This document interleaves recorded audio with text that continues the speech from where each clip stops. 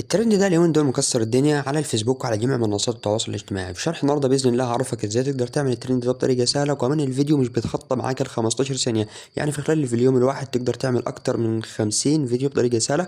وكمان كل المواقع اللي هشرحها لك في الفيديو ده مواقع مجانيه من غير ما تدفع فيها اي فلوس. يلا عشان ما نطولش معاكم كتير ندخل في الشرح. واول حاجه كده معانا يا صاحبي في الشرح هندخل على موقع شات جي بي تي. وهنا حرفيا انا هسيب لك برضو البرومت ده من خلاله ان انت تقدر تعمل بيه الشخصيات اللي احنا هنشرحها النهارده.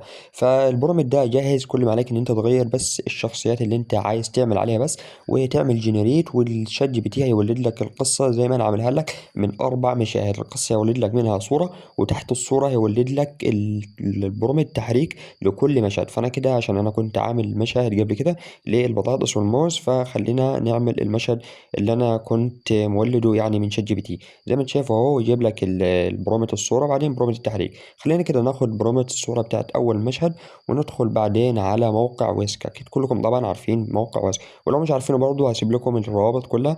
اي حاجه هنشرحها هسيبها لكم في اول كومنت مثبت. خلينا كده نخش على موقع ويسك.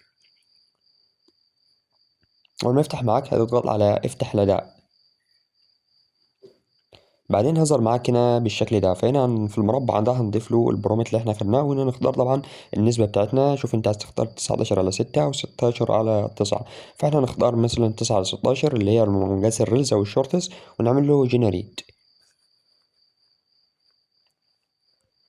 انتظر على ما يحمل معاك الموقع. حرفيا هو يعني سريع جدا في التحميل. زي ما انت شايف هو طلع لنا الصور بأداء جيد وجميل جدا وكواليتي عالي جدا. فخلينا كده نخش نجيب تاني مشهد.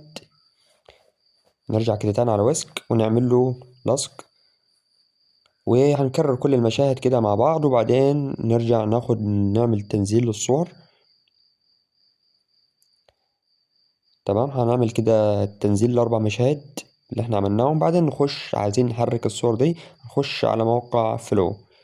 طبعا الموقع ده برضو مجاني، فهتعمل حساب في فلو. بعد ما تسجل فيه هتضغط على مشروع جديد، وبعدين هيظهر معاك الخيار ده. فهنا في فوق هتلاقي كلمة الزائد دي، هنضغط على الزائد. هنعمل تحميل الصورة عشان نحمل المشاهد اللي احنا ولدناها من موقع ويسك.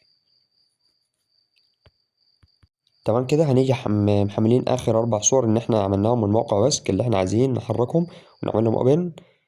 ونيجي بعدين داخلين على شات جي بي تي عشان نجيب البرومت بتاع التحريك لكل مشهد. اول مشهد هنجيب البرومت بتاعه، ونرجع كده تاني لفلو، نختار تحت كده ونضغط على فيديو، وننتظر على ما يحمل، وبعدين نضغط له على كلمة بدء دي عشان نختار الصورة اللي احنا عايزين نحركها. زي ما انت شايف هو بعد ما انتهى من التحميل هنضغط له كده على بدء عشان نختار الصورة بتاعت أول مشهد. تمام دي، ونيجي نلصق له البرامج بتاع التحريك، ونيجي عاملين له جنريت. تمام، وهنكرر الخطوات دي تاني على كل المشاهد. يعني هنجيب تاني مشهد، هناخد كده تاني مشهد برضو، ونروح نضغط على بدء ونختار تاني صورة. تمام، ونيجي لاصقين البرومت وعاملين جنريت. عارفين كده يا صاحبي انت هتكرر الخطوات دي لكل المشاهد، يعني المشهد التاني والتالت والرابع.